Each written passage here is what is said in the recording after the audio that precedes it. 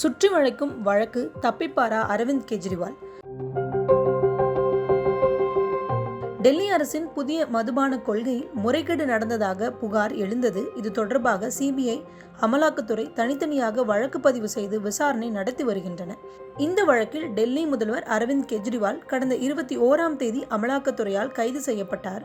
வரும் 28ஆம் தேதி வரை அவரை அமலாக்கத்துறை காவலில் வைத்து விசாரிக்க நீதிமன்றம் அனுமதி வழங்கியுள்ளது.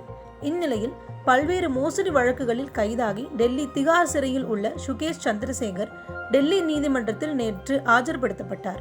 அப்போது சந்திரசேகர் செய்தியாளர்களிடம் கூறும்போது, அரவிந்த் கெஜ்ரிவால் மற்றும் அவரது குழுவுக்கு எதிராக அப்ரூவராக மாறப்போகிறேன். அவர்களின் முறைகேடுகள் குறித்த தகவல்கள் வெளிப்படுத்துவேன். அவர்களுக்கு எதிரான அனைத்து ஆவணங்களையும் வழங்க உள்ளேன். உண்மை வென்றுள்ளது. திகார் சிறைக்கு கெஜ்ரிவாலை வரவேற்கிறேன் என்றார். ஏற்கனவே கடந்த மார்ச் 10ஆம் தேதி பாட்டியாலா ஹவுஸ் நீதிமன்ற காவலரிடம் ஆஜராகிய போது சுகேஷ் சந்திரசேகர் டெல்லி மதுபான கொள்கை வழக்கில் அடுத்ததாக கைது செய்யப்படுவது டெல்லி முதல்வரும் ஆம் ஆத்மி கட்சியின் தலைவருமான அரவிந்த் கெஜ்ரிவால் தான் என பேசியிருந்தார். இந்த நிலையில்தான் கடந்த 21ஆம் தேதி அவர் கைது செய்யப்பட்டார் என்பதும் குறிப்பிடத்தக்கது. அரசு பொறுப்புகளை சிறையில் இருந்தே அரவிந்த் கெஜ்ரிவால் கவனிப்பார் என அக்கட்சி தெரிவித்துள்ளது. யார் இந்த சுகேஷ் சந்திரசேகர்? சுகேஷ் சந்திரசேகர் கர்நாடக மாநிலத்தைச் சேர்ந்தவர். இரட்டை இலை சின்னத்துக்கு லஞ்சம் கொடுத்ததாக தொடரப்பட்ட வழக்கில் இவர் கைது செய்யப்பட்டு டெல்லி திகார் சிறையில் உள்ளார்.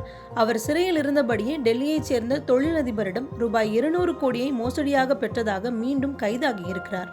கடந்த காலங்களில் ஆம் ஆத்மி கட்சி தலைவர்கள் கட்சியின் தேர்தல் பிரச்சாரத்திற்கு நிதி அளிக்க தன்னை வற்புறுத்தியதாகவும் சிறையில் தன்னை அச்சுறுத்தியதாகவும் சுகேஷ் குற்றம் சாட்டினார். இந்த நிலையில்தான் அரவிந்த் கெஜ்ரிவாலின் ஊழலை அம்பலப்படுத்துவேன் என கூறி வருகிறார்.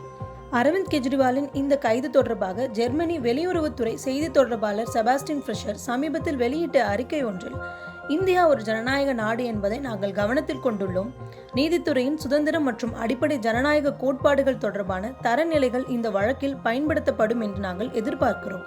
குற்றம் நிரூபிக்கப்படும் வரை குற்றம் சாட்டப்பட்டவர் நிரபராதி என்ற அனுமானமே சட்டத்தை அடிப்படையாக கொண்டு நடக்கும் ஆட்சிக்கு மையக்கூறு. இது அவருக்கும் பொருந்த வேண்டும் என கூறியிருந்தார். ஜெர்மனி வெளியுறவுத்துறை செய்தி தொடர்பாளரின் இந்த கருத்துக்கு இந்திய வெளியுறவுத்துறை அமைச்சகம் கடும் கண்டனம் தெரிவித்தது.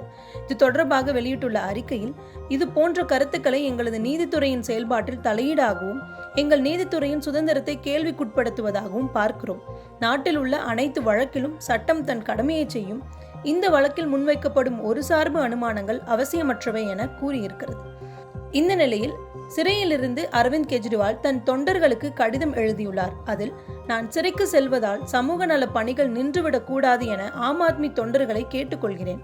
எனது கைது நடவடிக்கைக்காக பாஜகவினரை வெறுக்க வேண்டாம். அவர்கள் நமது சகோதர சகோதரிகள் என குறிப்பிட்டிருக்கிறார். இந்த கடிதத்தை அரவிந்த் கெஜ்ரிவாலின் மனைவி சுனிதா வாசித்தார். அந்த காணொலிதான் வெளியாகியிருந்தது.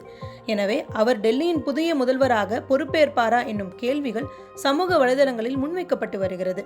டெல்லி முதல்வர் அரவிந்த் கெஜ்ரிவால் கைது செய்யப்பட்டிருப்பதை கண்டித்து ஆம் ஆத்மி கட்சியினர் ஞாயிற்றுக்கிழமை போராட்டம் அறிவித்துள்ள நிலையில் தேசிய தலைநகரில் டெல்லி போலீசார் பாதுகாப்பை அதிகரித்துள்ளனர்.